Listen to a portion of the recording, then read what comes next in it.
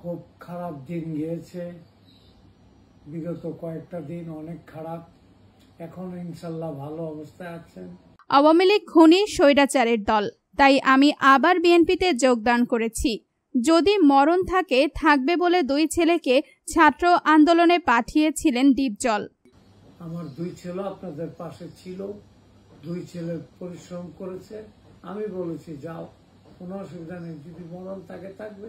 বৈষম্য বিরোধী ছাত্র আন্দোলনে নিজের 2 ছেলে অংশ নিয়েছেন বলে জানিয়েছেন অভিনেতা মনোয়ার হোসেন ডিপজল।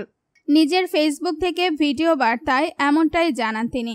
দেশবাসীকে সালাম দিয়ে ডিপজল বলেন, অনেক ছাত্রছাত্রী মারা গেছে, বিষয়টি অনেক বেদনার।